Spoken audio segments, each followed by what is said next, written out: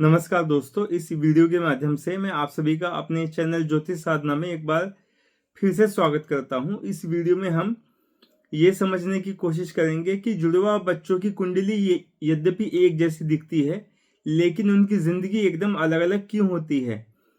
यदि आपको ज्योतिष का ज्ञान नहीं भी है तो भी मैं कोशिश करूंगा कि इस पूरी वीडियो को यदि आप सुने तो आप इस चीज को आसानी से समझ जाएं। और यदि आपको ज्योतिष का ज्ञान है तो आपको ये बात बहुत आसानी से समझ में आ जाएगी इस वीडियो को देखकर। मुझे नहीं लगता कि इससे स्पष्ट एक्सप्लेनेशन आपको कहीं और मिल सकती है या मैंने अभी तक किसी और वीडियो में खुद देखी हो, लेकिन फिर भी मैं पूरा प्रयास करूंगा कि बहुत क्लैरिटी के साथ इस बात को आपके सामने रख सकूं कि जुड़वा बच्चे भले ही उनके जन्म समय में 1 मिनट का फर्क हो या उससे भी कम का फर्क हो। वैसे नॉर्मली जुड़वा बच्चों में 1-2 मिनट का फर्क होता ही होता है, लेकिन हम और भी कम मान के चलें तो भी। और यदि आप कुछ ऐसी सिचुएशन मान लें कि दो बच्चे अलग अलग माँ के हों, उनका जन्म जो है 2 मिनट के अंदर हो जाए, तो उनके भाग्य में कैसे फर्क आ सकता है, यद्यपि दोनों की कुंडली एक सी हो।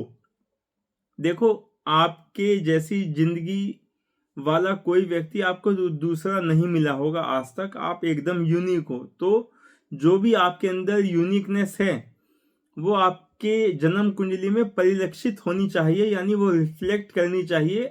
अगर रिफ्लेक्ट नहीं करती तो जो जन्म कुंडली आप पढ़ रहे हैं तो आप मान लीजिए कि वो जन्म कुंडली आपकी है नहीं, आप किसी और की कुंडली पढ़ के अपना फल जानने की कोशिश करते हैं। जैसे मान लीजिए किसी व्यक्ति का विवाह नहीं हुआ, तो उस व्यक्ति की जन्म कुंडली में ये बात दिखनी चाहिए ना कि उसकी शादी नहीं लिखी या उसका विवाह अब तक नहीं हो सका। ऐसी सिचुएशन कुछ जन्म कुंडली में दिखे। कई लोग कहते हैं कि हमारी कुंडली है बहुत अच्छी लेकिन जीवन बहुत ही बेकार है, तो ऐसी कंडीशन होनी नहीं चाहिए। क्योंकि अगर जन्म कुंडली अच्छी है तो जीवन भी अच्छा होगा, और जीवन यदि खराब है तो जन्म कुंडली भी कोई अच्छा फल नहीं दे सकती, या आप कह सकते हैं जन्म कुंडली देखकर आप उस व्यक्ति के लिए अच्छा फल नहीं कह सकते। तो अब आज हम मोटा मोटा ये समझेंगे कि ट्विंस की डेस्टिनी भी अलग अलग क्यों होती है, या एक ही समय पर एक बच्चा दिल्ली में पैदा हुआ, सेम मोमेंट पे अगर दूसरा बच्चा किसी और सिटी में या किस दिल्ली में भी कहीं और पैदा हुआ तो उसकी डेस्टिनी में फर्क क्यों होगा, उन दोनों का जीवन एक सा क्यों नहीं होगा। इस चीज को, इस वीडियो को सुनकर आपको ये भी समझ में आ जाएगा कि न्यूमेरोलॉजी जैसी चीजें इत्यादि काम क्यों नहीं करती हैं। देखिए, मैं आपको स्पष्ट एग्जांपल देता हूं। 17 सितंबर 1950 को माननीय नरेंद्र मोदी जी, जो हमारे देश के प्रधानमंत्री हैं, उनका जन्मदिन आता है।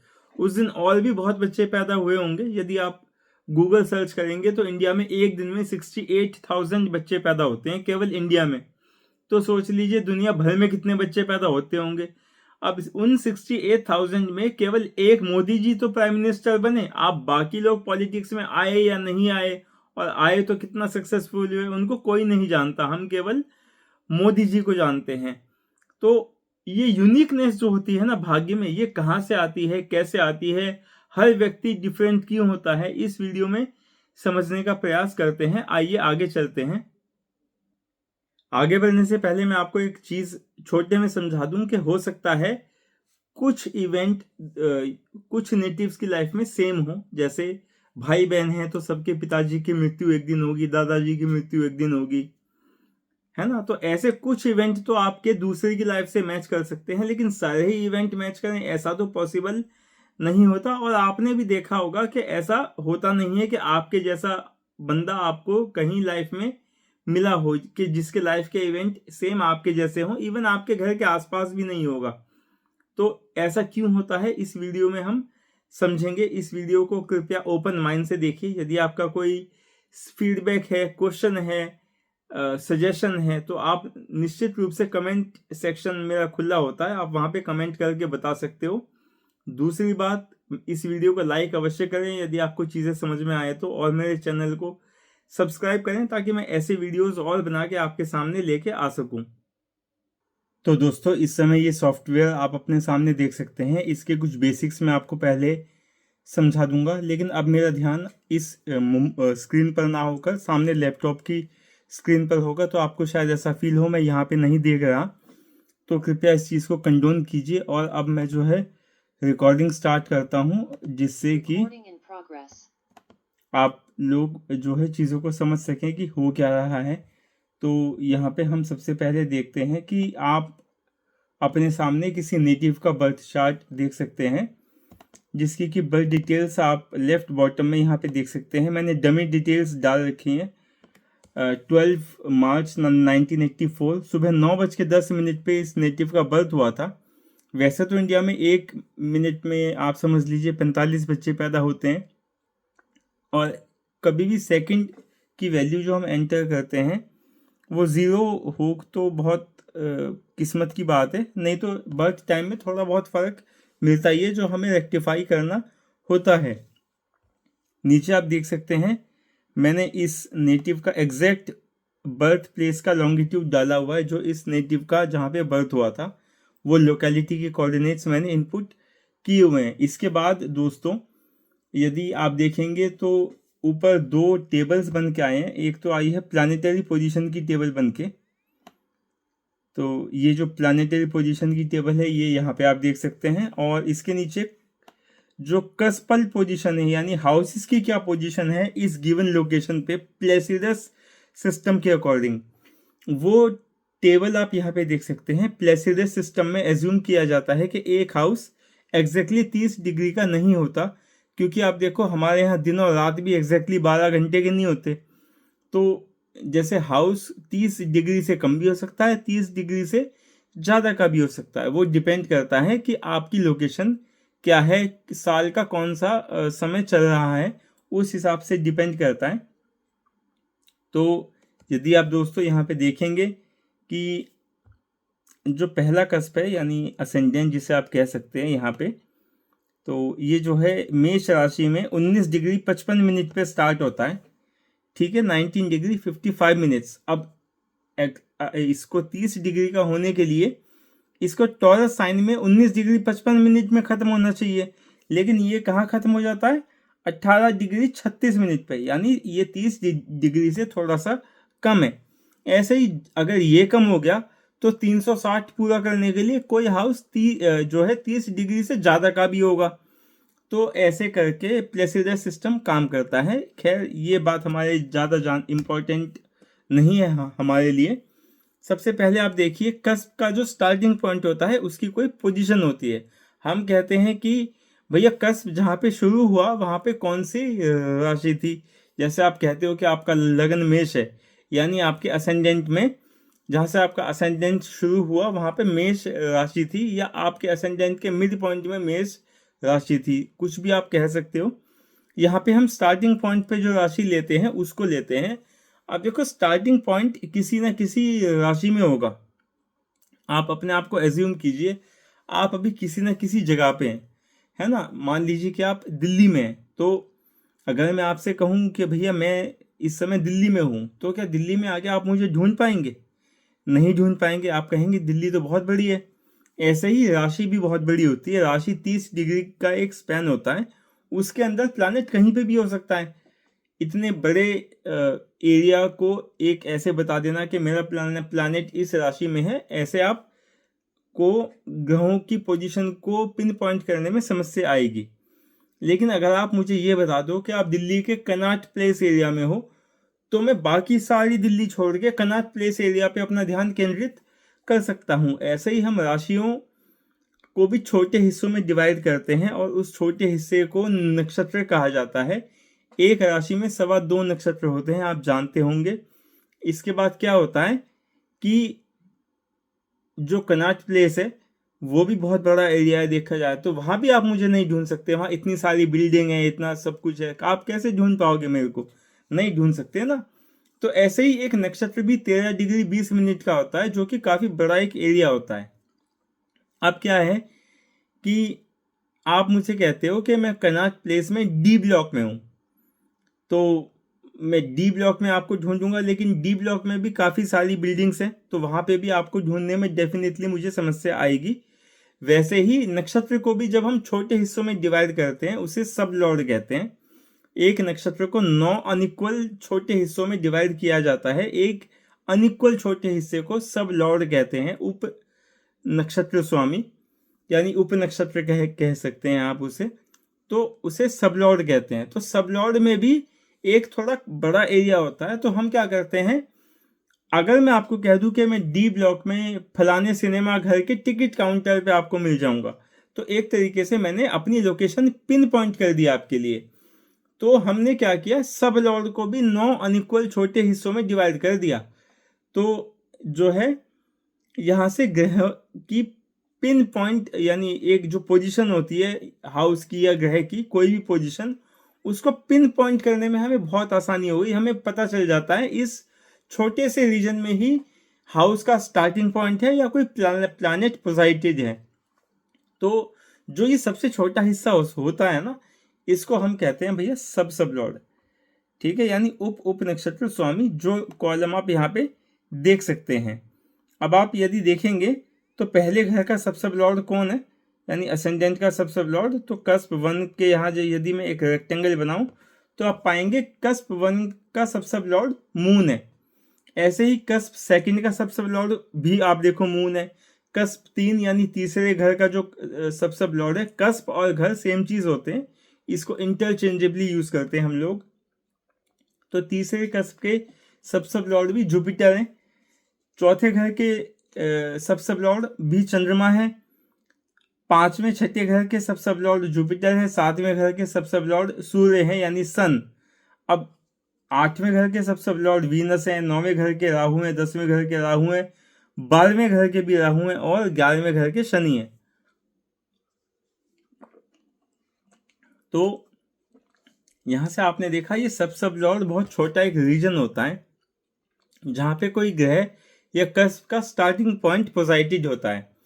दोस्तों, जो भी किसी घर का सब लॉर्ड होता है ना, उसके पास उस घर का प्रॉमिस होता है, यानी एक नेटिव के जीवन में वो चीज कैसी रहने वाली है, वो प्रॉमिस सब लॉर्ड के पास होता है। तो इस कुंडली में लगन का जो प्रॉमिस है, असेंडेंट का प्रॉमिस, वो चंद्रमा के पास है। ठीक है ना। अब सातवां घर शादी का होता है, तो सातवें घर का प्रॉमिस यहाँ पे किसके पास है, सूर्य देव के पास है। क्योंकि यदि आप देखेंगे तो यहाँ पे सातवें घर का प्रॉमिस सूर्य देव के पास है। तो ऐसे करके हर घर का प्रॉमिस किसी पार्टिकुलर ग्रह के पास होगा, और वो ग्रह जैसा फल इस कुंडली में देता होगा यूनिक, वैसे ही फल आपको मिलेगा। देखो मैं आपको दिखाता हूं, यहाँ पे आपको ये सब क्लियर करता हूं। और यदि कस्पल इंटरलिंक चार्ट में आपको लेके जाऊं, ये वैसे डिटेल में समझना होता है। तो आप देखिए यहाँ पे, यदि आप इसकी एक फोटो खींच पाए ना सेपरेट, तो स्क्रीनशॉट लेके रखो ताकि बाद में आपको कंपेयर करने में आसानी हो। पहले आप इस चीज़ को पूरा बना लो ताकि बाद वाली चीज़ आपको क्या चेंज आया वो जानने में आसानी आ जाए। मैं तो स्क्रीनशॉट मेरे को आवश्यकता नहीं है, मैं आपको याद दिलवाने के लिए जुपिटर को ले सकता हूँ। देखिए यहाँ पे, चलिए मैं आपको समझाने के लिए जुपिटर को ले लेता हूँ यहाँ पे। तो जुपिटर का जो सब लॉर्ड है यहाँ पे, दोस्तों सब लॉर्ड ना जीवन में बहुत इंपॉर्टेंस रखते हैं। सब लॉर्ड ही उस कुम्हार की तरह होते हैं जो हमारे जीवन को शेप देते हैं, यानी it gives shape to the result. तो बहुत इंपॉर्टेंट चीज होती है। अब सब लॉर्ड में कौन कौन से घर है, यहाँ पे कौन कौन से घर रिफ्लेक्ट होते हैं, 5, 6, 7 और 10। इस चीज का आप ध्यान रखिए। और कौन से घर का कौन कौन सब लॉर्ड है वो तो आपने उस टेबल से भी देख लिया, और आप यहाँ से भी देख सकते हो, वही चीज जो मैंने आपको समझाई थी। तो जुपिटर का जो सब लॉर्ड है वो कौन कौन से घर शो करता है, 5, 6, 7 और 10। अब दोस्तों हम आगे चलते हैं और देखिए इस कुंडली में जुपिटर तीसरे, 5वें और 6ठे घर के सब लॉर्ड है। 5वां घर किसका होता है, चाइल्ड बर्थ का। तो इस कुंडली में चाइल्ड बर्थ की प्रोबेबिलिटी देखने के लिए हम किस ग्रह का यूज करने वाले हैं, जुपिटर का। यानी 5वें घर का प्रॉमिस जुपिटर के पास है। छठा घर जॉब का होता है, जॉब का प्रॉमिस किसके पास है, यानी बृहस्पति के पास है। छठा घर डिजीज का भी होता है, तो डिजीज का प्रॉमिस किसके पास है, जुपिटर के पास है इस कुंडली में, है ना। और तीसरे घर का प्रॉमिस एक आदमी कितना डरपोक होगा या कितना बहादुर होगा, यानी पराक्रम भाव तीसरा होता है। तो तीसरे घर का प्रॉमिस भी जुपिटर के पास है। तो जो ये नेटिव है उसका पराक्रम, संतान और डिजीज और नौकरी, इन सबको कौन मेनली जो है यानी किसका आधिपत्य है? जुपिटर का, इस पर्टिकुलर नेटिव के लिए। लेकिन दोस्तों अब हम क्या करते हैं कि वापस से जो है वापस चार्ट में जाते हैं और इस सब डाटा को क्लियर करते हैं। जो ये आप अपने सामने देख सकते हैं रेक्टेंगल्स बने हुए, इस नेटिव का टाइम था 9:10 और 0 सेकेंड, है ना। अब दोस्तों यहाँ पे मैं ज़्यादा आगे नहीं जाता, आप बस इस टेबल को ध्यान रखिए, ये जो सब लॉर्ड की टेबल है। तो अब मैं क्या करता हूँ, नीचे आगे यानी टाइम में 0 सेकेंड की जगह केवल मैं क्या करता हूँ 30 सेकेंड कर देता हूँ। देखो एक जगह पे 30 सेकेंड के अंदर दूसरा बर्थ हो जाए ऐसा बहुत मुश्किल होता है, लेकिन फिर भी हम एक पॉसिबिलिटी देख लेते हैं। तो आप जो है छठे घर के सब लॉर्ड की तरफ स्पेशल ध्यान रखें, क्योंकि छठा घर, तीसरा घर, चौथा घर, बहुत संभावना है कि ये सब लॉर्ड आपके चेंज हो जाएं। तो तीसरा और चौथा सब लॉर्ड है जुपिटर और चंद्रमा, छठे का भी सब लॉर्ड जो है जुपिटर है, मैंने अभी आपको समझाया था। तो जैसे ही मैं 9:10 और 30 सेकेंड करता हूँ, 9:10 और 30 सेकेंड, तो और जैसे ही चार्ट पे अपडेट पे क्लिक किया तो देखो तीसरे घर के सब लॉर्ड मरकरी हो गए, चौथे घर के सब लॉर्ड मंगल हो गए और छठे घर के सब लॉर्ड शनि हो गए।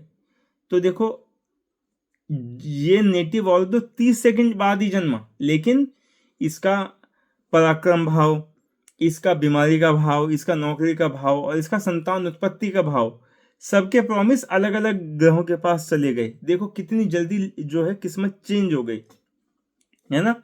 तो यदि आप दोस्तों वापस से उस टेबल में आके देखना चाहें तो वहां पे जुपिटर में आपको 5, 6, 7 और 10 दिखा था, लेकिन 30 सेकंड बाद ही आप यदि आके देखेंगे तो यहाँ पे 5, 6, 8 और 10 दिखाई दे रहा है, 7 की जगह 8 आ गया। तो दोस्तों आप समझ लीजिए कि यहाँ से 7वां घर गायब हो गया और 8वां घर यहाँ पे आ गया, इससे कुंडली प्रभावित हो गई, है ना। क्या प्रभावित हो गई, इसके लिए तो आपको डिटेल में चीजें समझनी पड़ेंगी, लेकिन आप समझिए चेंजेस आ गए। और यदि आप वीडियो को थोड़ा पहले जाएं, जहां पे मैंने आपसे स्क्रीनशॉट लेने के लिए कहा था, वहां के स्क्रीनशॉट को यदि आप इस कॉलम से मिलाएंगे तो आपको बहुत सारे चेंजेस देखने को मिल जाएंगे। तो इससे आपको पता चला कि सब लॉर्ड चेंज होने से चीजें कितनी चेंज हो जाती हैं। पहले वाले के सब लॉर्ड लगन के चंद्रमा थे, इसके लगन के सब लॉर्ड और दूसरे घर के सब लॉर्ड मंगल हैं, यद्यपि इसका जन्म 30 सेकंड बाद हुआ है। देखो लगन के सब लॉर्ड चंद्रमा होने का मतलब है वो व्यक्ति इमोशनल होगा, जो है मूड स्विंग उसमें देखने को मिल सकते हैं, यानी मिलेंगे ही ऑलमोस्ट, आप ये चीज समझ लीजिए।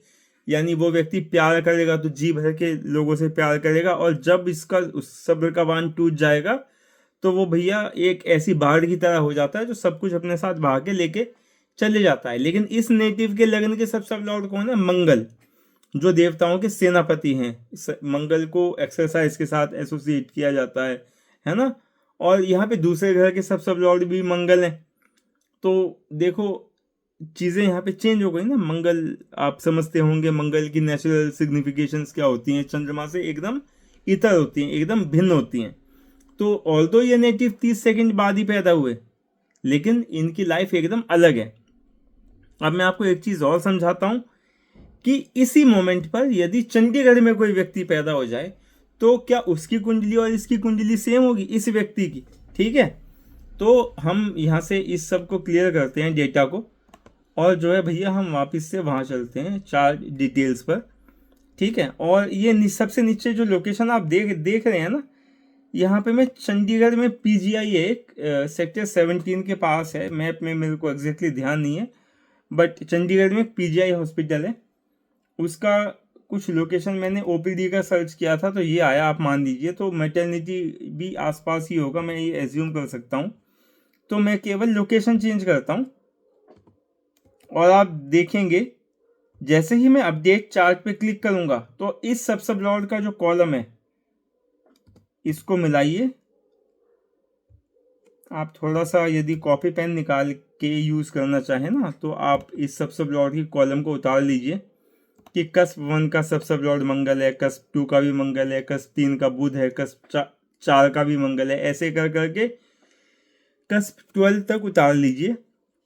उसके बाद आप क्या कीजिए भैया कि जो है अब जो नए सब लॉर्ड आएंगे उनसे कंपेयर कीजिए। देखिए मैंने लोकेशन तो डाल दी पीजीआई चंडीगढ़ की। अब मैं अपडेट पे क्लिक करता हूँ। अब देखिए पूरा का पूरा सब लॉर्ड वगैरह चेंज हो गए। यहाँ पे चेंज होने से क्या हुआ दोस्तों कि जितने भी यानी प्रॉमिस थे हाउस के, एक इंटायरली डिफरेंट पर्सनालिटी का जन्म चंडीगढ़ में उसी समय पे हुआ जिस समय पे दिल्ली में एक जन्म हुआ था पर्टिकुलर पर्सनालिटी ट्रेट के साथ। यदि आप देखेंगे कि इस व्यक्ति का जो लगन का जो सब लॉर्ड है वो शनिदेव है यानी सैटर्न है ना। तो सैटर्न के होने से क्या होगा, वो व्यक्ति थोड़ा सा उसका रंग फेयर नहीं हो सकता और मोस्ट प्रोबेबली वो सैटर्न की नेचुरल सिग्निफिकेशंस के साथ ही पैदा होने वाला है। डिसिप्लिन्ड व्यक्ति होगा वो नो डाउट, क्योंकि शनि उसके सिग्निफिकेटर हैं और उसकी जो शनि इत्यादि जैसा फल देंगे यहाँ पे यदि आप मैच करना चाहें तो यहाँ पे आप मैच कर सकते हैं सब लॉर्ड की टेबल, जो कि इंटायरली डिफरेंट लेवल पे बन चुकी है, बहुत अलग लेवल पे बन चुकी है।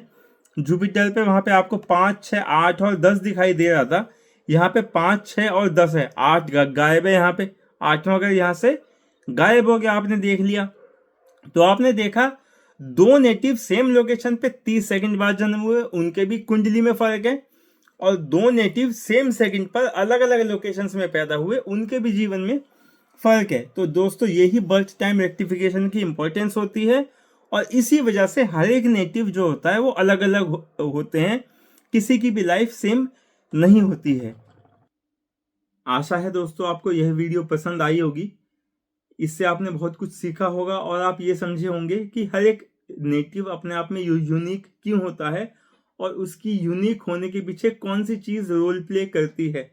तो जब तक आप अपने लिए यूनिक कुंडली नहीं बनाते तब तक आप ये मत समझिए कि किसी कुंडली को पढ़ के आपको एग्जैक्टली आपके लिए ही फलादेश मिलेगा।